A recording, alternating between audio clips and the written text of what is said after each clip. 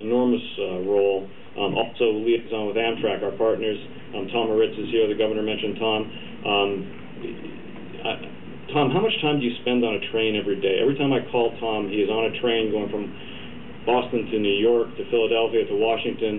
I honestly believe there's more than one of you and you have a clone somewhere. But the Amtrak folks have been really supportive of moving this project forward. We've got to remember that bringing this commuter rail service down is on somebody else's property. It's like building a road through somebody's backyard and you don't have eminent domain rights over their yard. They have to be with you as a partner, and Amtrak has been that. Without further ado, I'd like to welcome our senior senator, the Honorable Jack Reed, to give some remarks as well. Thank you. Thank you very much. Governor Cherry and Congressman Landsman, also Congressman Bob Wagon, because Bob was with me when we were authorized this back in 1998. So this is something that has taken a long time to evolve. But today we're recognizing the progress we've made, but more importantly, the future that commuter rail service will bring to South County, to our whole state, and to our economy. And I'm pleased to see representatives of local government, Ken Carter and Representative Earhart. Good to see you all. And Steve DeToy and Charlie Stam and Carol Houston from the council. The council is an active part of many things that happen here in North Kingstown, and Richard Welch from the school committee. Also Al Mascola from RIPTA, because this transit system that we're building in Rhode Island is a combination of rail, but also of buses and of all the things we can do to move people efficiently and effectively throughout the state, and it's great for our economy. I particularly want to recognize also Jerry Mullen, because as everyone's pointed out, that this is a collaborative effort between Massachusetts, Rhode Island, between MBTA, between our Department of Transportation, and your presence here today is very effective, and thank you very much. And I really want to thank Peter Rogoff. Peter Rogoff is the director of the Federal Transit Administration. But before Peter was running the Federal Transit Administration, he was running the Appropriations Committee in the United States Senate. So you had to go and be nice to him to get money. And he was very supportive of this project. As has been indicated, we have been able to appropriate over the last several years about $32 million in federal funding from direct appropriations, from the New Start program, from the Recovery Act, which is the vast majority of the funding for this project. Literally, without Peter's help, both on the Appropriations Committee and as the Director of the Federal Transit Authority, we would not be here today. So thank you very much, Peter, for your presence and your help going forward. This facility will be a key link for about 1,400 commuters, but I think it'll do something much more than that.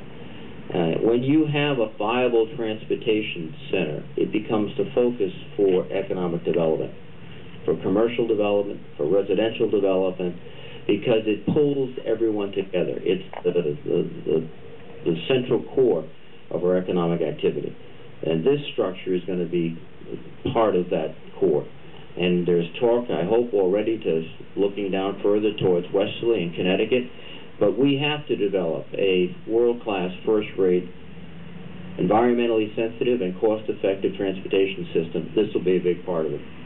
There are many, many people that contributed to this effort. I want to thank Mike Lewis and his team at DOT, all of his predecessors, Jim Capaldi and Jerry Williams and everyone else. This does go back into the mid-1990s, so there's a lot of people to thank. I particularly want to point out and thank Steve Devine and Jim Eng from DOT. They did a great job.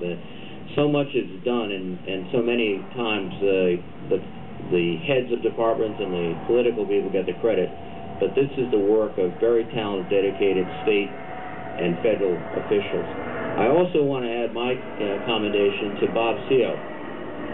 Bob is the power behind all this, worked hard, relentlessly, tirelessly to get this done. And today, we're very, very close to getting it done. So, Bob, thank you for your efforts. And then also with respect to Amtrak. I've worked with Amtrak now for 20 years. It has been a very interesting relationship. But I want to particularly thank Tom Arts and Mike Stern, because throughout the changes in their leadership, they have been consistently and very effectively helping the state of Rhode Island to get the job done and to increase our ability to use intercity rapid rail transit. So thank you so much, gentlemen. We've got a lot of work to do, and we'll get it done. And I hope, too, to be back here in a year for the ribbon cutting, to get on the train and ride all the way up to at least to Providence. I don't know if I can go as far as Boston yet, but I'll work on it. I'll work on it. All right, all the way to the Red Sox. Okay. When you have that special shuttle to the Red Sox, Commissioner, then I'll get on. One final bit of word. Someone on my staff has shepherded this project from the very beginning. Neil Campbell. Neil's from South Kingstown. Neil was a young staffer. He did all the transportation work. Back in the mid-'90s, he kept bothering Peter Rogoff and the authorizers every day until they got so tired of him. They said, okay, we're going to authorize this project. We're going to give federal build this train station. So now, about, we're talking 12 years later, we're here. It takes a while, but without those efforts, we wouldn't be here. So thank you all very, very much.